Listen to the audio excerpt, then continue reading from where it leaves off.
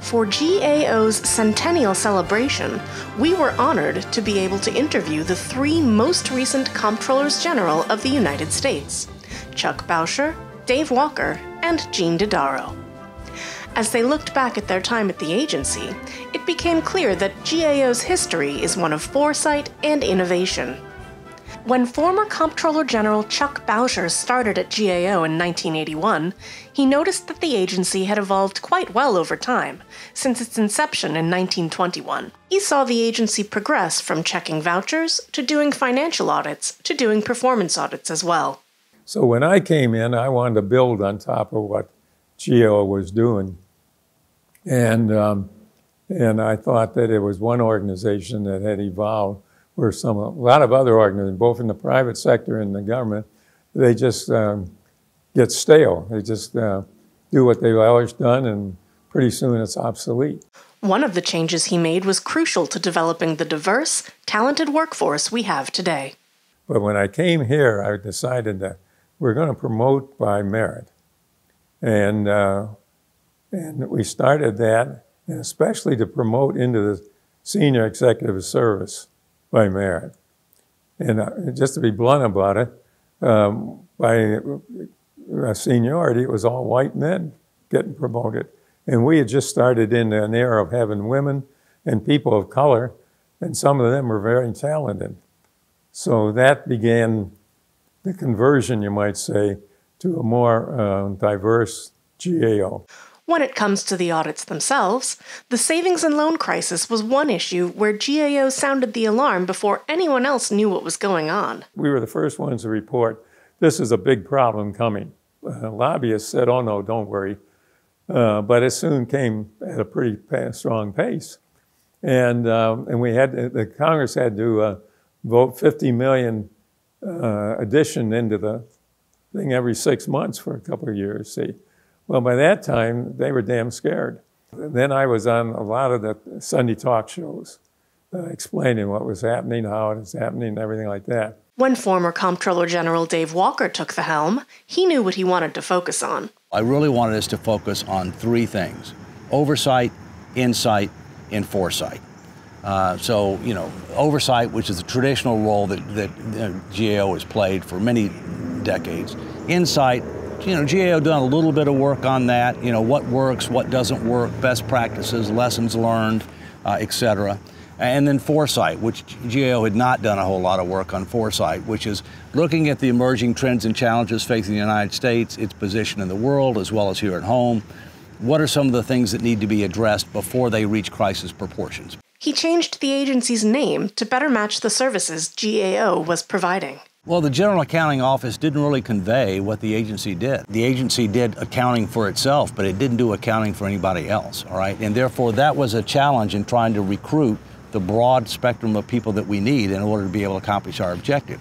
I mean, it didn't hurt us in recruiting accountants, but it hurt us recruiting other types of professionals, whether it be lawyers, whether it be social scientists, PhDs in a number of different areas, actuaries, etc. Secondly, it also was a problem on the Hill because, you know, people said General Accounting Office. I mean, why would you want the General Accounting Office to do, you know, an in-depth analysis of a particular policy issue or programmatic activity? I mean, this isn't about accounting, it's about effectiveness, right? Government, we're in the government.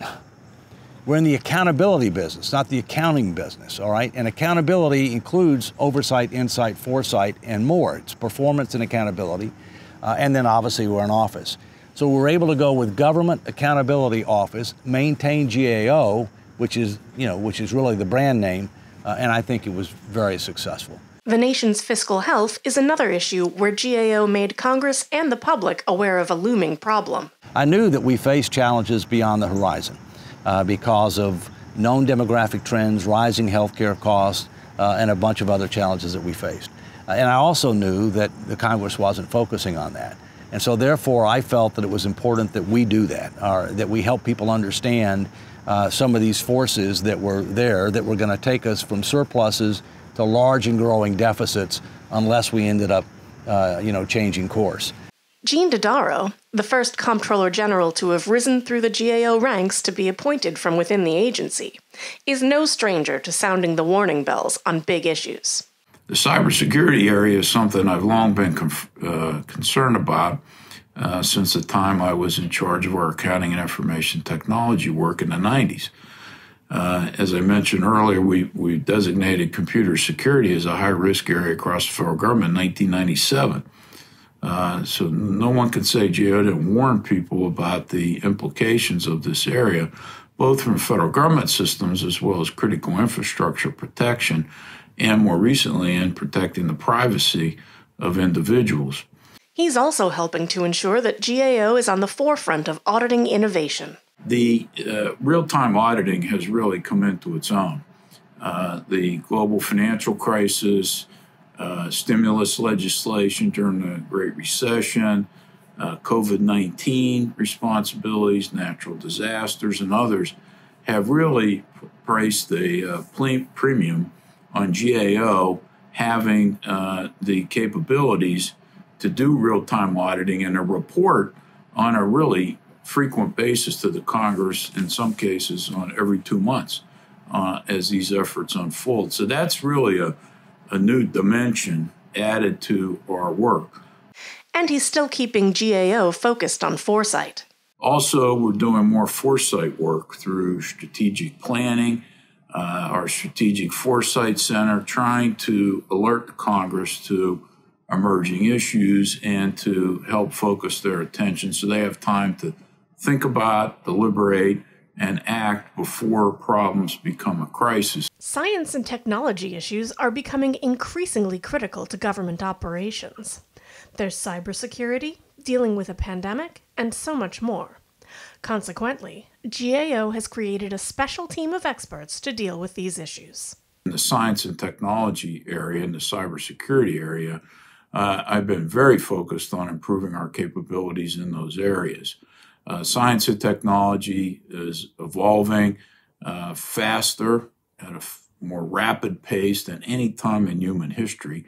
And so it's confronting our government and our Congress with important new issues that they need to respond to. Our mission there has evolved greatly. I've been giving that much attention, support. The Congress has weighed in and given us a lot more encouragement and support and resources lately to expand that science and technology capabilities to help them understand emerging technologies like artificial intelligence, quantum computing.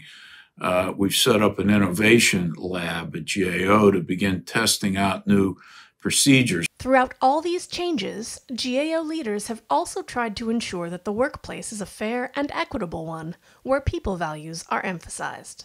Central to my core beliefs and management philosophy is a commitment to people, to make sure that everyone who works at GAO feels valued, respected, and treated fairly. Now, this involves a significant effort to focus on this, as well as reemphasize the importance and continually emphasize the importance of diversity, equity, and inclusion issues in GAO. According to our Comptrollers General, GAO is an organization that is capable of evolving and growing with an ever-changing government, nation, and world. Looking to that past shows us what the next 100 years could have in store.